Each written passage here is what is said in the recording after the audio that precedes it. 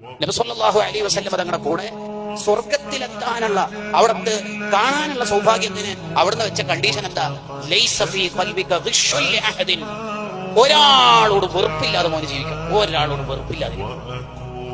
നമുക്ക് ഒരാളോട് എങ്ങനെ വെറുപ്പ് തോന്നുന്നത്? ശരിക്കും വെറുപ്പ് തോന്നാനുള്ള ഒരു കാരണം, ഒന്നിക്കിൽ നമുക്ക് കിബർ ഉണ്ടാവും, അല്ലെങ്കിൽ അയാളോട് അസൂയ ഉണ്ടാവും. രണ്ടും നമ്മുടെ പ്രശ്നമാണ്.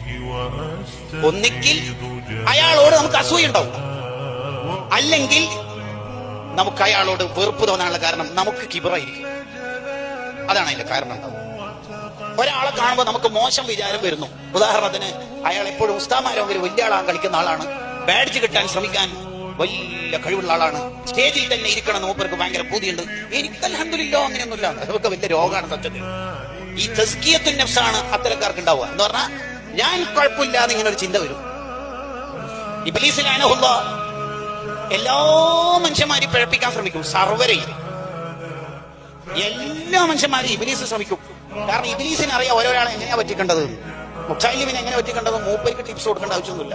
മൂപ്പര് 1,00,000-ലധികം നബിമാരെ കാലത്ത് ജീവിച്ചോണ്ട് തന്നെ എല്ലാ ഉടായിപ്പും മൂപ്പർക്ക് അറിയാം. അതിൽ പെട്ട ഒന്നാണ് ഞാൻ കുഴപ്പമില്ല എന്ന തോന്നൽ. ആ തോന്നൽ എന്നാണോ വരുന്നത് അന്ന് ഇബ്ലീസ് തിരിച്ചു പോകും. അപ്പൊ ശൈത്താന്മാരായ പേരക്കുട്ടികളും മക്കളൊക്കെ ചോദിക്കും, ഉപ്പാപ്പ അയാളെ പറ്റിക്കാനാണല്ലോ രാവിലെ തന്നെ പാന്റും സൂട്ടും കൂട്ടൊക്കെ ഇട്ടിട്ട് പോകുന്നത്, പറ്റിക്കണില്ലേ? ഇല്ല. എന്തേ? അയാൾ ഒന്നിച്ചു കൂടിയാൽ ഞാൻ തന്നെ കുറച്ചും കൂടി കുഴപ്പമാവാൻ സാധ്യതയുണ്ട്. ഞാൻ ഓൾറെഡി മണ്ടനാണ്, ഇനി മരമണ്ടനാവാൻ സാധ്യതയുണ്ട്. കാരണം അയാൾ എന്നെക്കാൾ വലിയ ആളായിട്ടുണ്ട്. കാരണം അയാൾക്ക് തോന്നിയിട്ടുണ്ട്, ഞാൻ സെക്രട്ടറി ആയ കാലത്ത്, ഞാൻ പ്രസിഡന്റ് ആയ കാലത്ത് തോന്നിയിട്ടുണ്ട്. അത് തോന്നി തുടങ്ങിയാൽ നമ്മളെ നാശം തുടങ്ങിയിരിക്കുന്നു. അതാണ് ഹാത്തിമുൽ അസ്സം റളിയല്ലാഹു അൻഹു പറഞ്ഞത്, വൽ ഫഖ്റ ഇലൽ മീസാൻ.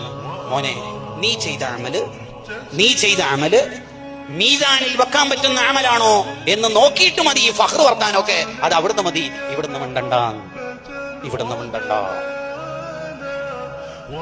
നമുക്ക് നമ്മളെ കുറിച്ച് നല്ല വിചാരം ഉണ്ടാകുമ്പോഴാ വേറൊരാളെ കുറിച്ച് മോശം ചിന്ത വരിക.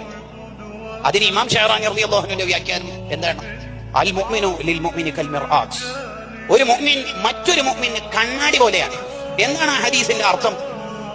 ഒരു മുഅ്മിൻ മറ്റൊരു മുഅ്മിന് കണ്ണാടി പോലെ എന്ന് പറഞ്ഞാൽ, നമ്മൾ ഒരാൾ കണ്ണാടി നോക്കിയാൽ കണ്ണാടിയുടെ ചിത്രമല്ല നമ്മൾ കാണുക, പിന്നെ നമ്മുടെ ചിത്രമാണ് കണ്ണാടിയിൽ കാണുക.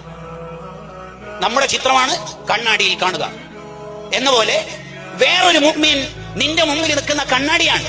ആ മുഅ്മിനെ കുറിച്ച് കാണുമ്പോൾ ആ മുഅ്മിനെ കുറിച്ച് നിനക്ക് മോശം വിചാരമുണ്ടെങ്കിൽ ആ മുഅ്മിൻ എന്ന കണ്ണാടിയിലൂടെ നിന്നെയാണ് നീ കാണുന്നത്. നിന്റെ ഹൃദയത്തിന്റെ വൃത്തികേട് കൊണ്ടാണ് അയാൾ പൈസന്റെ ആളാണ്, അയാൾ സ്റ്റേജിന്റെ ആളാണ്, അയാൾ ബാഡ്ജ് കിട്ടാൻ വേണ്ടിയാണ് അവിടെ കത്തിയിരിക്കുന്നത് എന്ന തോന്നൽ വരുന്നത് അൽ മർഉ യഖീസു അലാ നഫ്സിഹി, നിന്റെ ഹൃദയം കേടുവന്നതുകൊണ്ടാണ്.